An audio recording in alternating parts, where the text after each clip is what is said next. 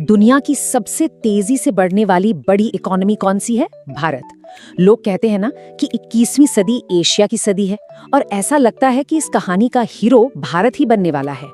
तो आज हम इसी पर बात करेंगे, भारत की इस जबरदस्त इकोनॉमिक ग्रोथ और ग्लोबल स्टेज पर इसके छा जाने की कहानी। तो सबसे बड़ा सवाल वो दिन कब आएगा जब इंडिया दुनिया की तीसरी सबसे बड़ी इकोनॉमिक पावर बन जाएगा। देखिए, ये सिर्फ एक नंबर की बात नहीं है, ये पूरी दुनिया में पावर बैलेंस के बदलने का एक बड़ा सिग्नल है। चलिए इसी सवाल का जवाब ढूंढते हैं। तो चलिए सीधा जवाब पर आते हैं।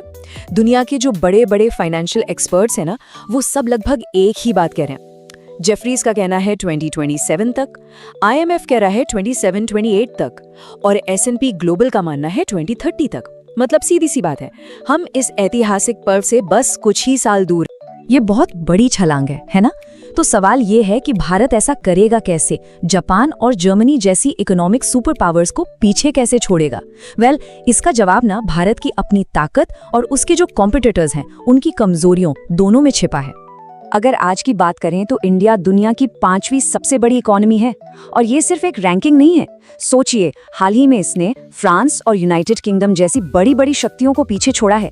ये अपने आप में एक बहुत बड़ा मील का पत्थर है जो इंडिया की बढ़ती ताकत को दिखाता है। देखिए, असली कहानी यही है। इंडिया का आगे बढ़ना सिर्फ उसकी अपनी स्पीड की वजह से नहीं है, ये एक टू वे स्टोरी है। एक तरफ इंडिया 6 से 8% की रफ्तार से रॉकेट की तरह आगे बढ़ रहा है और इसी वजह से दुनिया भर की इकोनॉमी में इसे एक ब्राइट स्पॉट कहा जा रहा है। और दूसरी तरफ है जापान और जर्मनी, जो अपनी बूढ़ी होती आबादी, एनर्जी की बढ़ती कीमतों और मंदी के खतरे से जूझ रहे हैं। तो फिर इस जबरदस्त ग्रोथ का राज क्या है? ये कोई किस्मत का खेल तो है नहीं। इसके पीछे कुछ बहुत मजबूत पिलर्स हैं जो इंडिया के इकोनॉमिक इंजन को दौड़ा रहे हैं। चलिए एक एक करके इन पिलर्स को समझते हैं। सबसे पहला और सबसे बड़ा खजाना, भारत के लोग। इंडिया के पास दुनिया की सबसे बड़ी युवा आबादी है। यहाँ एवरेज एज सिर्फ 29 साल है। अब जरा इसकी तुलना जापान से कीजिए, जहाँ ये 48 है, या फिर वेस्टर्न यूरोप से, जहाँ ये 45 से भी ज्यादा है। ये जो यंग एनर्जी है ना, यही प्रोडक्शन और कंजम्पशन दोनों को जबरदस्त बूस्ट देती है और इकोनॉमी को लगातार आगे धकेलती है। इसके बाद आता है इंफ्रास्ट्रक्चर। भारत इस वक्त सड़कों, रेलवे और एयरपोर्ट्स में इतना इन्वेस्ट कर रहा है जितना पहले कभी नहीं हुआ। सोच कर देखिए, नए नए हाईवे बन रहे हैं जिससे सामान लाने ले जाने का खर्चा कम हो रहा है। वंदे भारत जैसी मॉडर्न ट्रेनें ट्रैवल टाइम को आधा कर रही हैं और नए एयरपोर्ट्स छोटे छोटे शहरों को भी दुनिया से जोड़ रहे हैं। ये असल में भारत के भविष्य की नींव रखी जा रही है।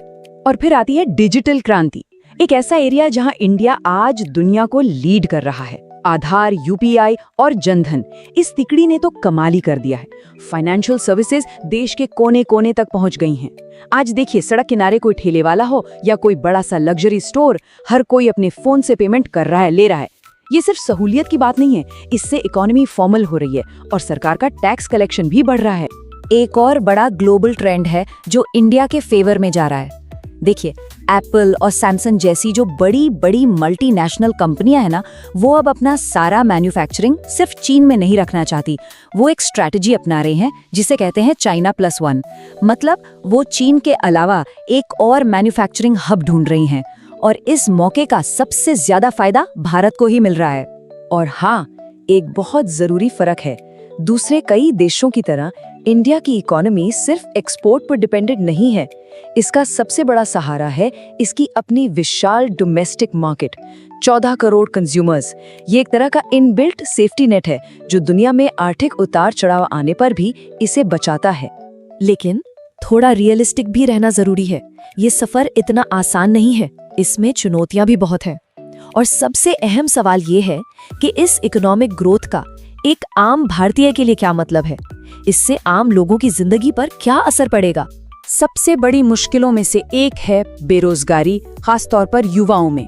अगर हमने अपनी यंग पॉपुलेशन को सही स्किल्स नहीं दिए तो ये जो हमारा डेमोग्राफिक डिविडेंड है ना, ये एक बोझ भी बन सकता है। इसके अलावा बढ़ती हुई असमानता, ग्लोबल टेंशंस और प्राइवेट इन्वेस्टमेंट को बढ़ावा देने जैसी चुनौतियां भी हमारे सामने है। तो फिर इसका इनाम क्या होगा? अगर इंडिया इन चुनौतियों से पार पा लेता है तो जो नतीजे होंगे वो पूरी तस्वीर बदल सकते हैं। सबसे बड़े फायदों में से एक होगा पर कैपिटा इनकम में जबरदस्त उछाल। ये अभी के लगभग $2,500 से बढ़कर $5,000 तक जा सकती है और इसका सीधा मतलब है बेहतर लिविंग स्टैंडर्ड, बेहतर हेल्थ केयर और बेहतर एजुकेशन। और ये बात सिर्फ पैसे की नहीं है। एक मजबूत इकोनॉमी का मतलब है लाखों नई नौकरियां, दुनिया में हमारा बढ़ता हुआ असर और सरकार के पास हेल्थ और एजुकेशन जैसी जरूरी चीजों पर खर्च करने के लिए ज्यादा पैसा। कुल मिलाकर ये सबके लिए एक बेहतर भविष्य बनाने की बात है। तो आखिर में हमें ये याद रखना होगा कि दुनिया की तीसरी सबसे बड़ी इकोनॉमी बनना ही आखिरी मंजिल नहीं है। ये तो एक बहुत बड़े सफर का एक जरूरी पड़ाव है, एक ऐसा सफर जो भारत को उसकी असली मंजिल तक ले जाएगा।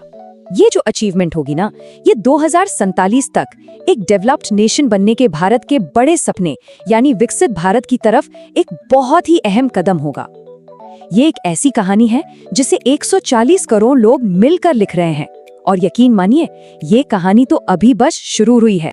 तो जैसा कि हमने देखा, सारे के सारे संकेत एक ही तरफ इशारा कर रहे हैं। इंडिया का दुनिया की तीसरी सबसे बड़ी इकोनॉमी बनना अब ये अगर का सवाल नहीं रहा, बल्कि कब का सवाल बन गया है। और कहते हैं ना, जिस आइडिया का टाइम आ गया हो उसे दुनिया की कोई ताकत नहीं रोक सकती। ऐसा लगता है भारत का टाइम अब आ गया है।